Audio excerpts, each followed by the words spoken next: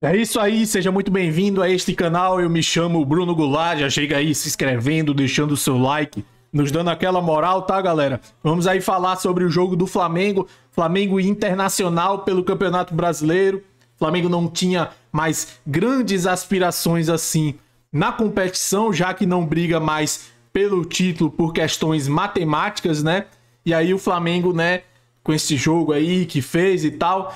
E o Internacional ainda brigava pelo título, uma possibilidade bem pequena, mas ainda tentava alguma coisa aí no Campeonato Brasileiro. E o Flamengo foi lá, estragou e frustrou os planos do Colorado. Lembrando que o Internacional era a melhor equipe aí do segundo turno. A equipe vem primeiro aí em questão de pontuação no segundo turno do Campeonato Brasileiro. Foi uma boa partida, o Flamengo fez um excelente primeiro tempo, mais pela questão da efetividade, criou, teve volume de jogo e foi bastante efetivo aí na partida, principalmente no primeiro tempo, tá, galera? O Flamengo teve, no começo do jogo, né, teve aquela questão, né, o Flamengo em cima e tal, tomou um susto também do Internacional. O Internacional teve uma jogada no início do jogo ali, nos primeiros 10 minutos, que poderia ter sido o gol do Internacional, mas aí ao longo do jogo, até o gol do Léo Ortiz, né, o Flamengo foi criando volume de jogo, foi indo para cima, buscando o resultado, e aí o escanteio lá, muito bem batido pelo Dela Cruz, o Dela Cruz que tem essa característica da bola parada, fez o cruzamento no primeiro pau, e aí o Léo Ortiz foi lá, cabeceou, fez 1-0 para o Flamengo, e até eu me questiono aqui, por que o Flamengo não faz mais essa jogada de escanteio, de bater no primeiro pau? Já que eu acho que este escanteio, né, sempre quando tem um desvio no escanteio, quando ele é no primeiro pau, sempre gera um perigo para a zaga e sempre gera uma grande dificuldade para o goleiro adversário, e ali o Flamengo fazia 1-0. Na sequência do jogo, né, o Flamengo continuou em cima e tal, teve o lance da falta lá, uma jogada ensaiada, a bola foi rolada para o Gerson sozinho na área, tentou o chute, a bola foi bloqueada, volta a jogada, se eu não me engano é o Everton Araújo, dá um chute de fora de área, e aí a bola sobra novamente com o Gerson, e o Gerson faz um excelente cruzamento de 3 dedos, né, para o Gonzalo Plata cabeceia, a bola volta, né, o Bruno Henrique tenta cabecear, erra a cabeçada, a bola sobra com o Alexandro dá a bola voltando, e aí o Michael faz 2-0 para o Flamengo, um bom volume de jogo, o time sendo efetivo no ataque, e o Flamengo jogando, criando as jogadas, e ali aquela associação entre o Gerson e o Wesley, né, que já vem vindo aí ao longo da temporada, vem aprimorando essa dupla aí, Gerson e o Wesley. O Gerson faz um belo passe para o Wesley, que passa como um foguete, né, pelas costas da zaga do Internacional, e aí ele não se afoba, né? Parece que também, né, aquele jogo mais tranquilo e tal, que não valia tanta coisa assim, um jogador mais concentrado e tal, mais relaxado em relação à pressão.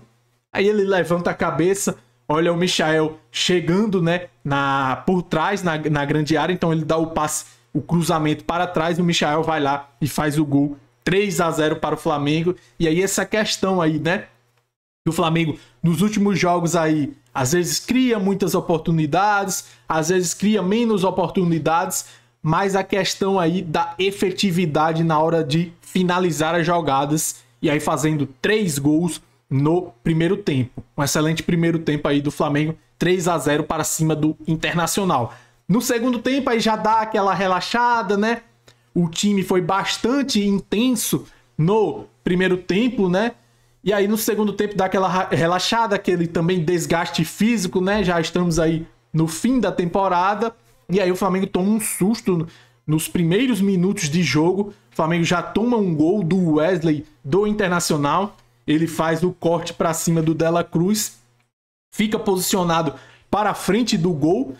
Ele não é bloqueado por nenhum jogador do Flamengo. Tinha ali o Wesley, tinha o Léo Ortiz, tinha o Léo Pereira. Ninguém fez aquele abafa nele, né? Já que ele fez o corte no Dela Cruz. Ninguém ficou ali como um segundo homem de marcação para impedir o chute. Ele dá um chute muito forte aí de fora de área. Eu vi aí muitos torcedores também reclamando do Rossi, nesta jogada, falando que essa jogada aí era defensável, tá? Muitos criticando aí o Rossi. O que é que vocês acham? Deixa aí nos comentários se vocês acham que foi falha do Rossi. Eu acho que foi uma jogada assim que o Flamengo abriu, né? E bastante difícil assim de pegar. Talvez podia ser, era defensável? Era. Mas também tomar um gol ali naquela situação, não vejo como uma falha assim, uma grande falha do Rossi. E aí o Internacional começou a gostar do jogo. O técnico Roger Machado também fez algumas substituições, mas antes disso ele foi lá e fez o segundo gol. Uma jogada ali um pouco polêmica, porque teve uma trombada do Gonzalo Plata no meio de campo com o juiz não parou o jogo, seguiu a jogada, e eu acho que não deveria também parar não, acho que teve a reclamação ali e tal, mas não participou assim efetivamente da jogada para dizer que isto foi determinante para tomar o gol.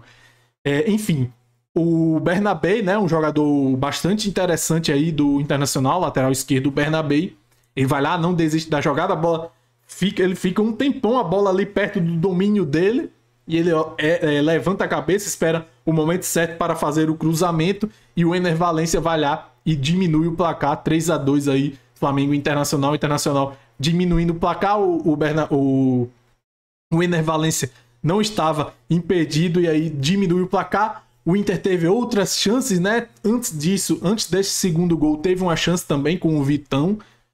Uma jogada lá na área, se eu não me engano, ele tentou dar uma puxeta, né?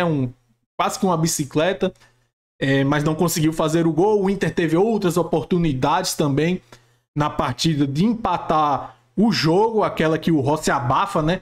Uma jogada, se eu não me engano, uma bola aérea que teve na área do Flamengo. E aí o Rossi também faz um bloqueio, uma boa defesa ali do Rossi.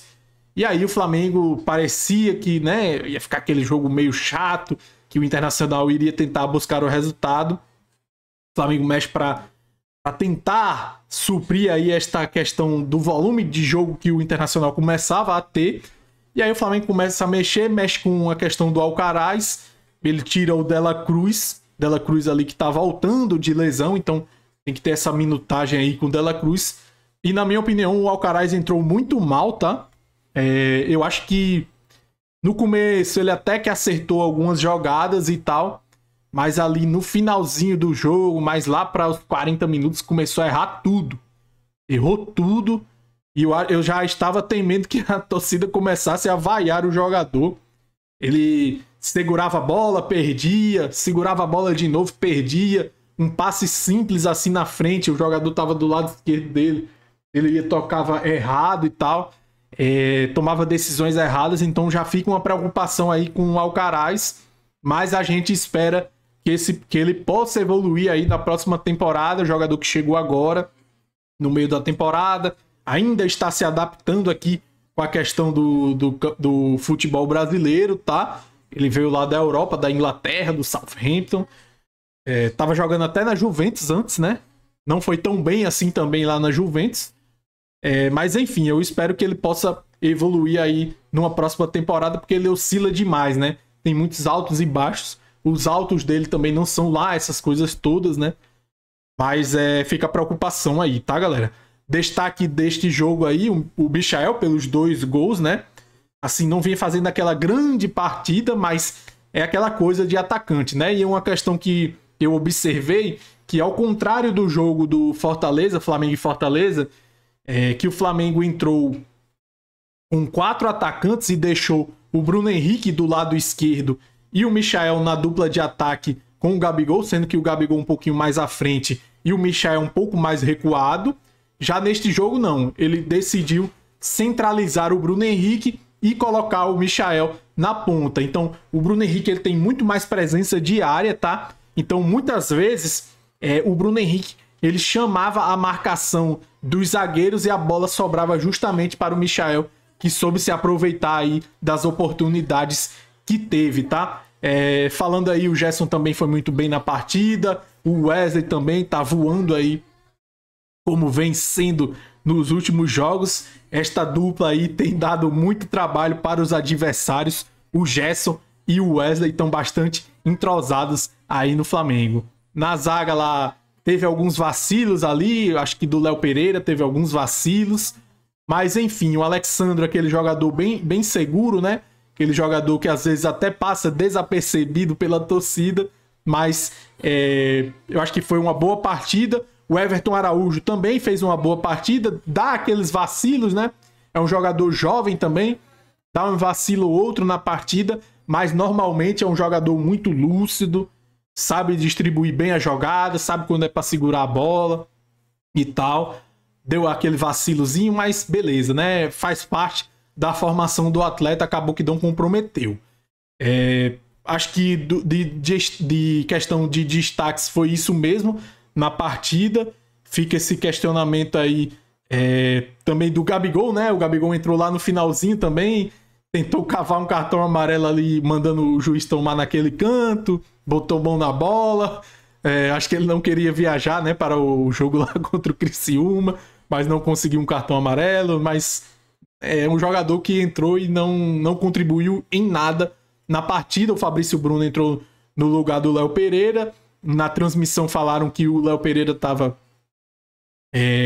com a mão na virilha, né? Então fica essa preocupação aí para saber como é que está o estado clínico do Léo Pereira.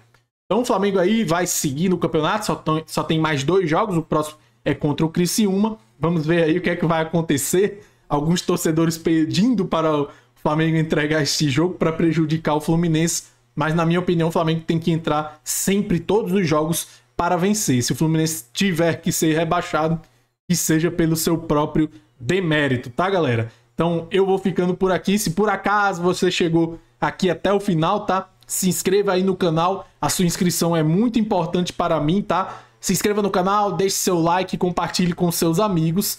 Eu vou ficando por aqui. Saudações rubro-negras e até mais!